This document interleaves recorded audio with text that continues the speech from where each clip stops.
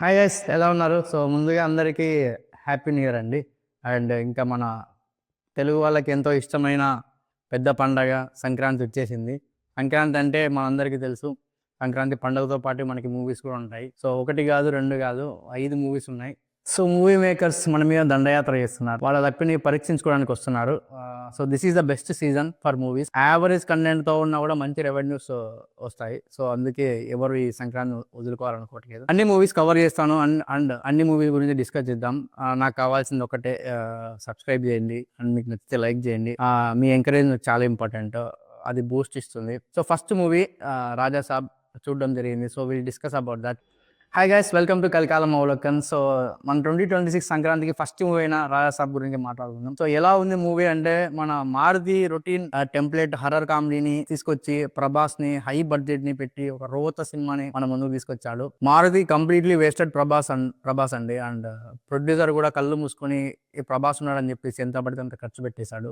It's not worth. అంత ఈ subject కి ఈ కంటెంట్ కి అంత ఖర్చు పెట్టాల్సిన అవసరం లేదు. సో మూవీలో మెయిన్ ప్లాట్ ఏంటంటే, మన హీరో రాజాసాబ్ వాళ్ళ నానమ్మ జమీందార్ కుటుంబంలో ఉంటది. అండ్ సంజయ్ దత్ తనను మోసం చేసి పెళ్లి చేసుకుంటాడు అండ్ పారిపోతాడు. ఆమె వెతుకుతూ ఉంటుంది.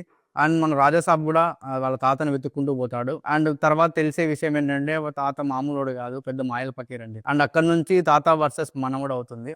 ఇది main plot of the story. ఇంతకంటే ఎక్కువ రివీల్ చేసుకుంటే స్పాయిలర్స్ అవుతాయి. So will discuss in detail positives and negatives, ఏం వర్కౌట్ అయింది అని ఏం వర్కౌట్ అవ్వలేదు. సో పాజిటివ్స్ గురించి మాట్లాడాలంటే, మెయిన్ మన production house people media factory గురించి మాట్లాడుకోవాలి. చాలా బాగా ఖర్చు పెట్టారని, డబ్బులు ఎక్కడి నుంచి వస్తున్నాయో తెలియదు కానీ గుమ్మరిచ్చేసారు. ఎక్కడ కాంప్రమైజ్ అవ్వలేదు. సెట్స్ కానీ కాస్టింగ్ లో కానీ చాలా ఖర్చు పెట్టారు. క్వాలిటీ మనకు తెలిసిపోతుంది. ప్రతి సీన్ లో ఆ డబ్బులు మనకు కనిపిస్తాయి. సో ఇంకా పర్ఫార్మెన్స్ గురించి వస్తే, మన జరీనా వాహా గురించి డిస్కస్ చేయాలి. So she is the standard performer of the movie. చాలా బాగా చేసింది. అండ్ ఎస్పెషల్లీ ప్రభాస్ కి తనకి మధ్య జరిగే ఎమోషనల్ సీన్స్ లో చాలా బాగా వర్కౌట్ అయ్యాయని చెప్పాలి. అండ్ ప్రభాస్ కామెడీ సీక్వెన్స్ లో అంతగా వర్కౌట్ అవ్వలేదు, బట్ ఎమోషనల్ సీక్వెన్స్ లో చాలా బాగా చేశాడు. సో ఇక సంజయ్ దత్ గారి గురించి చెప్పాలంటే, హీ డిడ్ వెరీ వెల్ అండి. అలాంటి క్యారెక్టర్ కి సంజయ్ దత్ లాంటి స్టేచర్ ఉన్న వాళ్ళు అవసరం. సో గుడ్ కాస్టింగ్ అనే చెప్పొచ్చు. And he did very well. So ఇక నెగిటివ్స్ గురించి మాట్లాడితే, ఫస్ట్ మాట్లాడుకోవాల్సింది ప్రభాస్ గారి గురించి. అండ్ లుక్స్, ఆది పురుష్ అంటూ రాధేశ్యామ్ తర్వాత ఇది నాకు ఎందుకో చాలా తేడా కొట్టింది. ఇది చాలా ఇన్కన్సిస్టెంట్ గా అనిపించింది. లాంగ్ షాట్స్ లో ఒక విధంగా అండ్ క్లోజ్అప్ షాట్స్ లో ఒక విధంగా చాలా సీజీ పెట్టారు. క్లియర్ గా తెలిసిపోతుంది.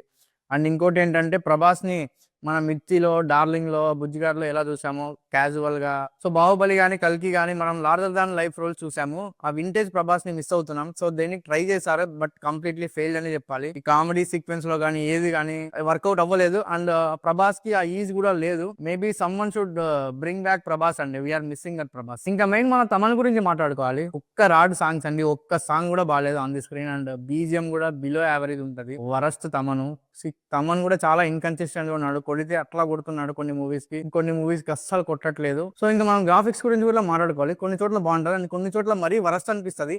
ఒక షాట్ ఉంటది, గంగాదేవి నడుచుకుంటూ వస్తుంది, పక్కన ఏనుగులు ఉంటాయి. అది ఏనుగులు ఈజీగా అర్థమైపోతుంది అది సీజీ అని. And which is not needed. ఆ సీన్ కి అది అవసరం కూడా లేదు.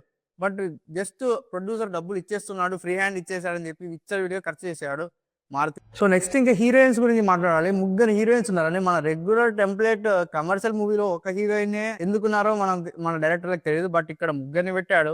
ముగ్గురిని పెట్టి ఏం చేశా అంటే, వాళ్ళని స్కిన్ షో చేయడం తప్ప ఏం లేదు. అండ్ వాళ్ళ ముగ్గురితో ప్రభాస్ సీన్స్ అయితే చాలా లేకీగా అనిపిస్తాయి. And which is not needed. Complete editing లో లేపేసి ఉండొచ్చు అనిపిస్తుంది. అండ్ ట్రైలర్ చూస్తే చాలా సీక్వెన్స్ ఇందులో లేవు. ఈ రొట్ట కామెడీ సీన్స్ అండ్ ఈ రొమాంటిక్ సీన్స్ అండ్ తీసేసి ఆ సీక్వెన్స్ పెట్టినా బాగుండే అనిపించింది. చాలా కంప్లీట్లీ డిసప్పాయింటెడ్ అండి. ఇంకా స్క్రీన్ ప్లే గురించి వస్తే, అదే routine horror comedy template movie అండి. కొత్తగా ఏం ఉండదు ఇందులో. ఫస్ట్ హాఫ్ కానీ సెకండ్ హాఫ్ కానీ కంప్లీట్ ఫ్లాట్ ఉంటుంది. ప్రభాస్ లాంటి హీరోని పెట్టుకొని ఒక ఎలివేషన్స్ కానీ ఒక హై ఎక్కడ ఉండదు. అండ్ ఒక 10 to pre climax 10 to 15 minutes sequence బాగానే రాసుకున్నాడు కానీ, బట్ ఎగ్జిక్యూషన్ లో కంప్లీట్ ఫెయిల్ అయ్యాడు. ఇంకా కామెడీ గురించి వస్తే, అదే లేకి కామెడీ. అవుట్డేటెడ్ కమెడీ అయిన సప్తగిరిని ఆ ప్రభాస్ సీన్ ని పెట్టుకున్నాడు.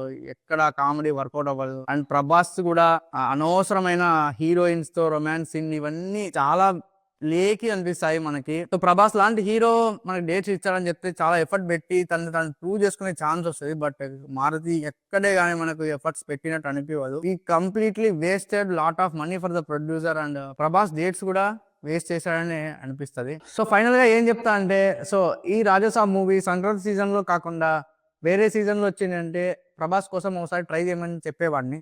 బట్ సంక్రాంతి సీజన్లో మనకు ఇదొకటే ఆప్షన్ కాదు కాబట్టి 5 మూవీస్ ఉన్నాయి అండ్ టికెట్ రేట్స్ కూడా బాగా ఉన్నాయి. మీరు ప్రభాస్ ఫ్యాన్ కాకపోతే you can skip and save your money and it's completely worthless అండి. ఇంత రేట్ ఇంత ప్రైస్ పెట్టి ఇది చూడాల్సిన సినిమా కాదు. దట్టు సంక్రాంతికి ఇలాంటి కంటెంట్తో రావడం ఈజ్ ఏ బిగ్గెస్ట్ మిస్టేక్ అని చెప్పాలి. థ్యాంక్స్ అండి, thanks for watching. See you guys soon, bye.